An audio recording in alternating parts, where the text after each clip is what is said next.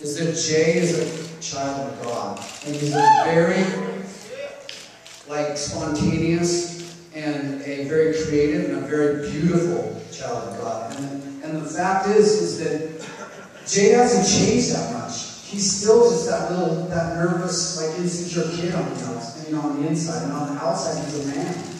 He's this tough-looking, gnarly, tattooed man.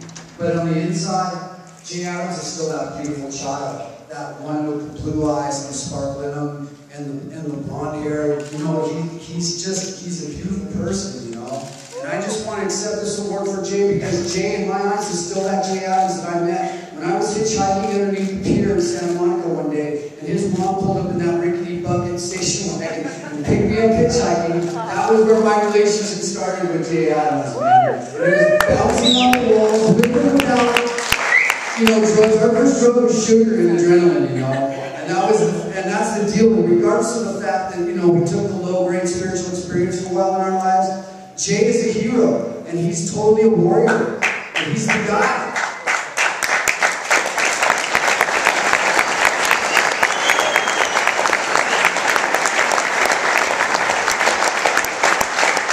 And last but not least, he's like my little brother, and I love that guy. And I would give my life for that guy. I would stand in front of a bullet for Jay if I had to. I probably won't have to do that because sometimes we're our own worst enemies.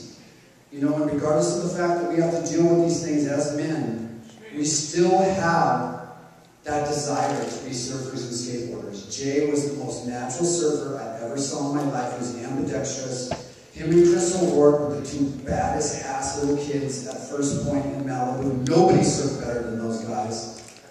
And, it just transferred over to a different medium. What we do as skateboarders is we are abstract artists.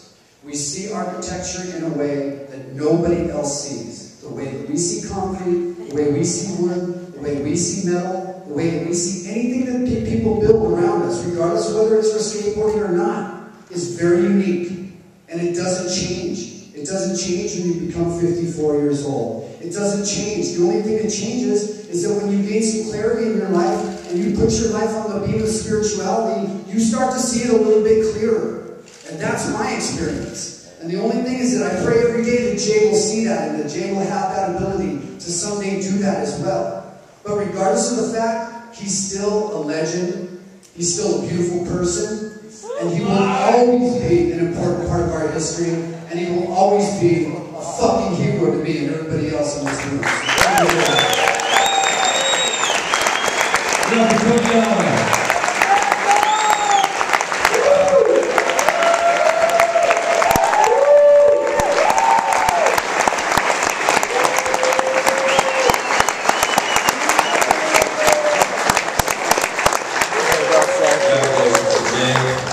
So, I know he's safe right now. Okay. Thank you. Everything good down there? It's not me. It's good job, brother. The 1980s was an interesting decade and era for skateboarding. People told us vert pools were dead or dying, according to the magazines and mainstream media. All the skate parks of the 70s were disappearing, and a new form of riding was starting to emerge back up from the streets with a whole new crop of young rippers poised to take the lead.